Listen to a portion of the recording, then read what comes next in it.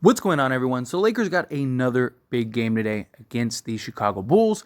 As you can see on the injury report, Anthony Davis probable, which he is every game, so that way they could sit him if they need him to. D'Angelo Russell is questionable. He's dealing with that hip soreness. He missed the last game. I could see them sitting him out for just precautionary reasons, but we'll see. We'll see if he returns. And then the big thing is LeBron James. LeBron James has been upgraded to doubtful for today's game. As you can see here, LeBron James, right foot soreness is doubtful. Now, this doesn't mean that he's going to return to today's game, although it would be wonderful. But what this means is we are inching closer and closer to LeBron James's return. And obviously, we could use him. You got to imagine that LeBron James is going to want to play at least a handful of games, if not more, before we get into the playoffs, whether it's, going into the play-in, having to win a play-in matchup as that 7th, 8th seed, or if we can get the 6th seed, that would be even better because then we get the rest, and then we got our matchup against very likely the Kings or the Memphis Grizzlies. Right now, it's shaping up to be the Sacramento Kings. But regardless, LeBron back in whichever position we're in is only going to be good, right? The Lakers are 3-0 with LeBron James in this new current roster. Now, it's a very small sample size, but it's a nice sample size to show that what the potential of this team can be. And that was as soon as we acquired this team. Since then, we've had LeBron James miss the last, 16 games or so. You've had Anthony Davis miss a couple games. You've had D'Angelo Russell miss several handfuls of those games.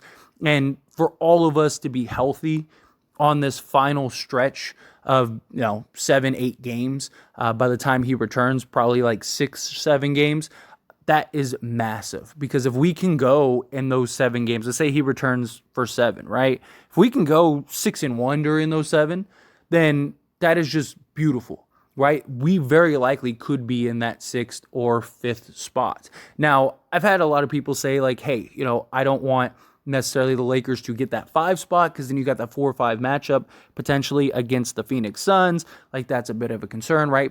Kevin Durant, he's coming back on Wednesday per reports. But look, this playoff race is so insanely tight that one game could be the difference between you being in the 5th seed and you being in like the 7th, 8th seed.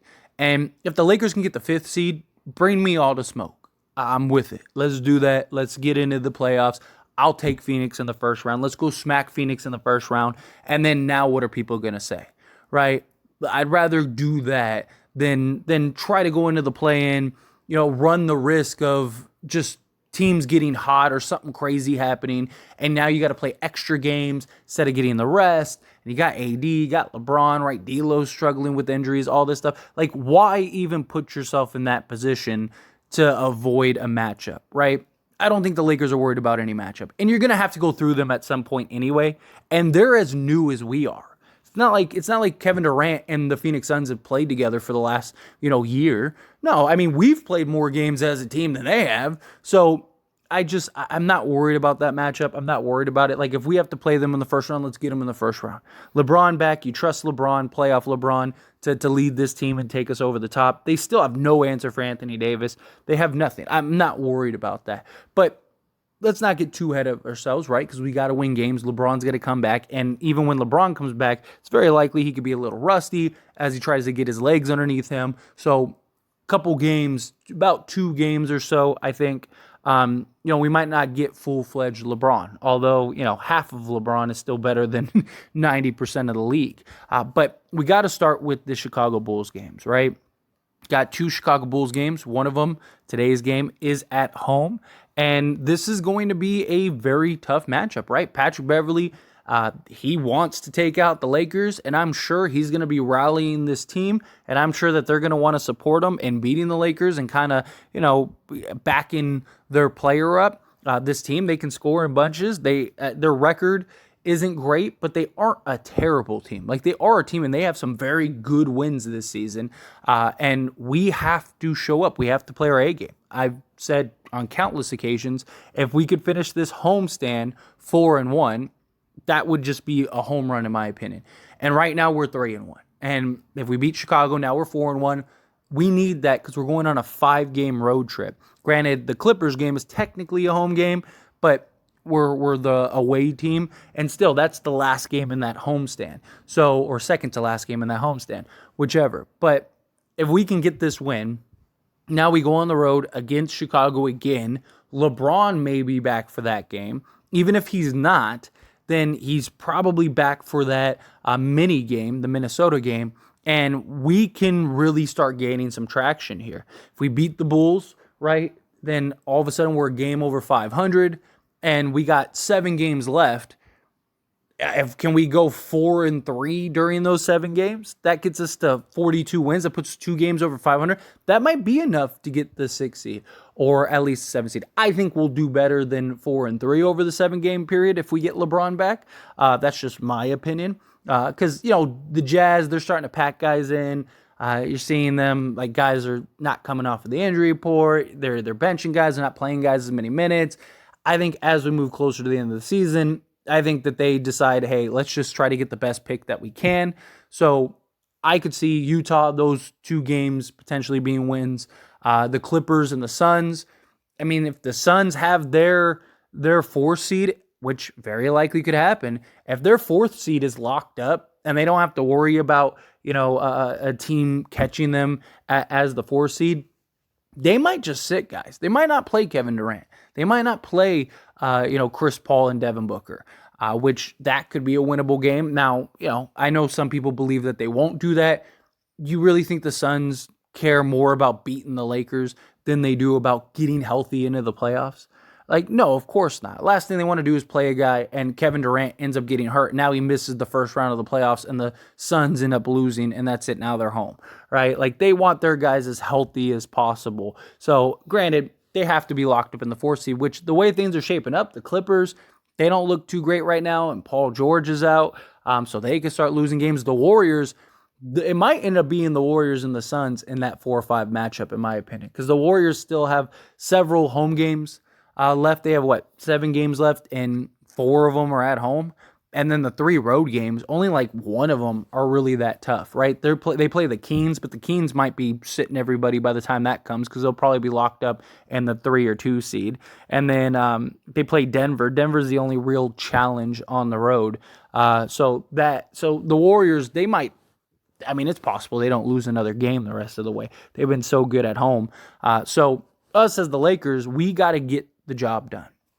I still think the 6th seed is possible. I still kind of lean towards the 7th, 8th seed for us, just based on us, other teams and other matches, the way it's looking right now, and teams like we still have several teams that are right on our tail. We need to gain some distance, some traction. But look, if we go in these 8 games, if we go 6-2, right, we're 4 games over 500. I think that that's more than enough to get the 6th seed. I really do. I think that if we can get to 43 wins, that might be the 6th seed. I really do. So we got 8 games left. We got to start today. Got to beat Chicago. Pat Bev is coming for us. You know that the Bulls are coming for us. Of course, DeMar DeRozan all of a sudden is magically healed and he's going to play, or it looks like he's going to play.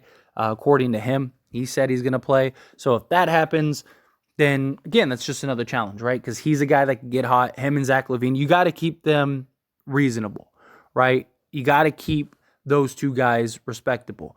But I can't wait for this team to get fully healthy. I can't wait for us to really kind of lead this charge and get LeBron back, see our full starting 5 again. I do think you put Beasley in the starting rotation again once LeBron comes back, because I don't think it's a coincidence that Beasley had his best games with LeBron James, and you want a shooter like him around LeBron James. So I think that's probably the best approach, is you have D'Lo and you have Beasley as your 2 3-point shooters that can get hot, give you 4 or 5 threes a game. LeBron James is going to really set those guys up and have them play just extremely well. D'Lo's done a really good job playing off the ball, really good. Obviously, we've seen his ability to play make and play on the ball. That's huge and beneficial. But beyond that, him playing off the ball with like Austin Reeves and even Schroeder at times, his shot and his quick release allows him to get his shot off in a quick pocket, and within just operating within the scheme of our offense.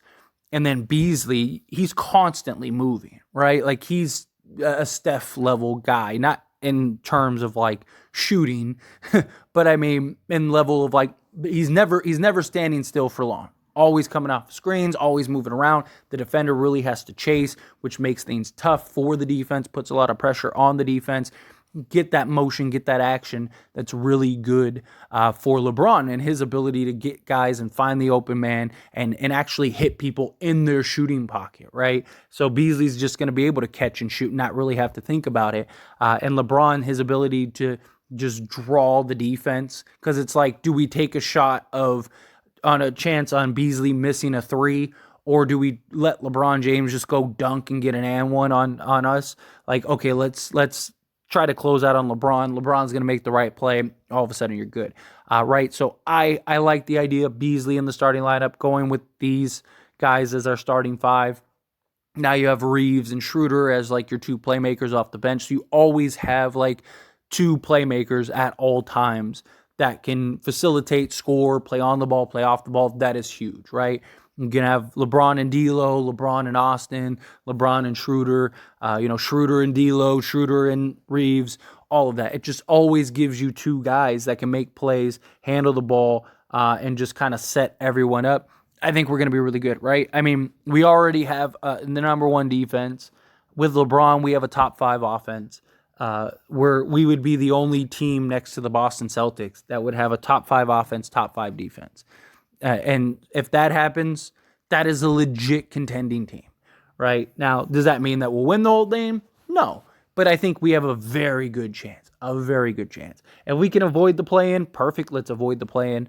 But if we have to do the play-in, 7th, 8th seed, win that first game. Now you're the 7th seed. Now you're playing Memphis, very likely the way it's looking in the first round. Let's get it. Let's go. I absolutely wholeheartedly believe that we could beat Memphis in the first round. I really do. I think we match up well. I think we got the size, defense, shooting. You got LeBron James. We have the experience. We have everything. Everything you need to win. I'm not worried about any team in the West. I really am not. There's not a single team that I look at and go, there's no way the Lakers beat that team in a 7-game series.